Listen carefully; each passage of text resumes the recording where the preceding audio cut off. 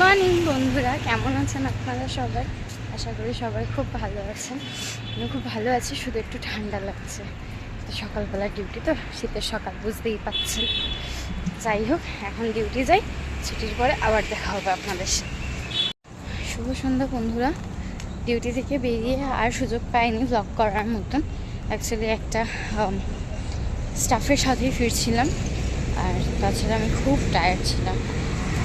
এখন আমি বেরিয়ে পড়েছি হাঁটতে, তাই ভাবলাম তোমাদেরকে একবার জায়গাটা দেখাই যে আমি কোথায় হাঁটতে যাই।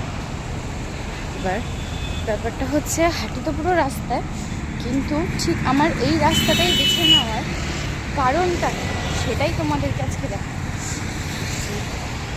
দাঁড়াও দেখাচ্ছি।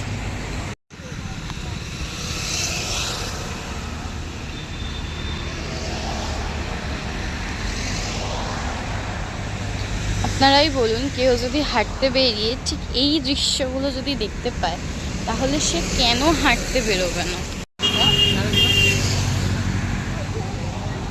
আজকালকার জীবনে আমাদের কাছে এমনি নিজের মানসিক শান্তির জন্য তেমন একটা সময় পাওয়া যায় না, কিন্তু এত সুন্দর যদি আমরা দেখতে পাই নিজেদের চোখের সামনে, মানসিক শান্তি তো অটোমেটিকই চলে আসে, তাই না?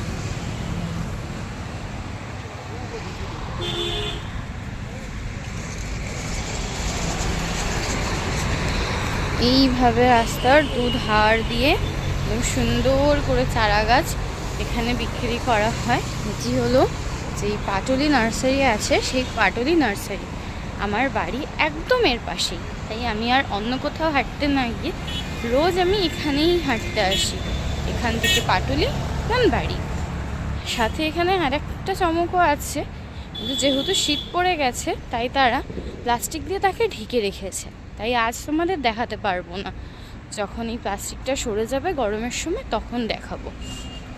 ঠিক এর ভেতরে ওই যে দেখা যাচ্ছে দুষ্টুটাকে, ওখানে একটা কালো রঙের ঘোড়া আছে।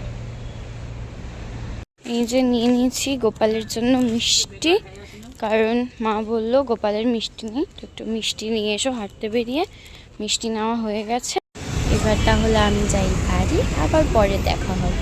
By, tata.